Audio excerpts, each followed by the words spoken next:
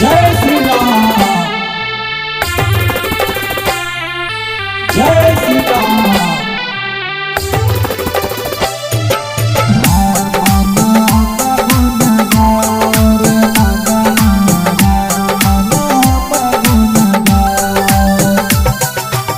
Music by DJ Vikas Sitamarhi.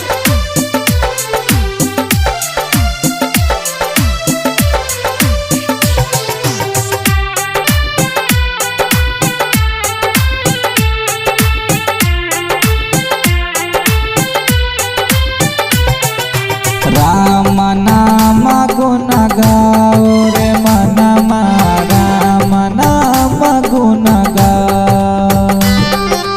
Ram नाम गुण गाओ, राम नाम गुण गाओ रे मनमा, राम नाम गुण गाओ।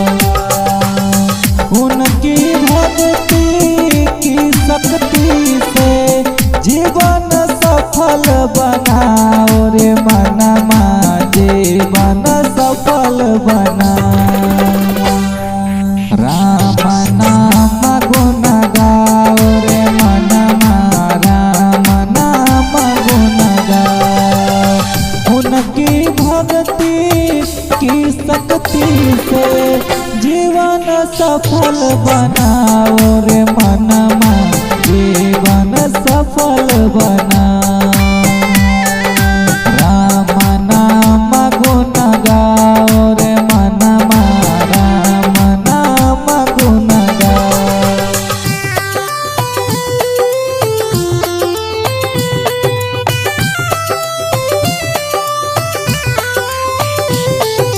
डीजे विकास, डीजे विकास।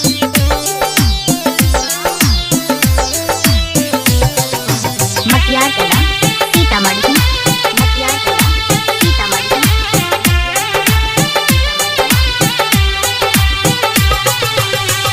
नाम तेरा है सुनो दीनदयाला, सारी दुनिया का है रखवाला, सारी दुनिया का है रखवाला। नाम तेरा है सुनो दीनदयाला, सारी दुनिया का है रखवाला। बसती बसती नगरी नगरी, बसती बसती नगरी नगरी, राम भजन तुम गाओ रे मनमा, राम भजन तुम गाओ। राम नाम गुण गाओ रे मनमा, राम नाम गुण गाओ। उनकी भक्ति की शक्ति से जीवन सफल बनाओ रे मनमा, जीवन सफल बनाओ। राम नाम गुण गाओ रे मनमा, राम नाम गुण गाओ।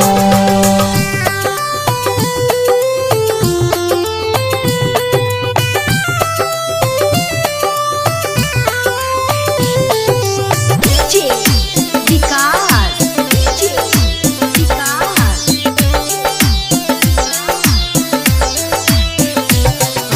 मटियार कला सीतामढ़ी, मटियार कला सीतामढ़ी।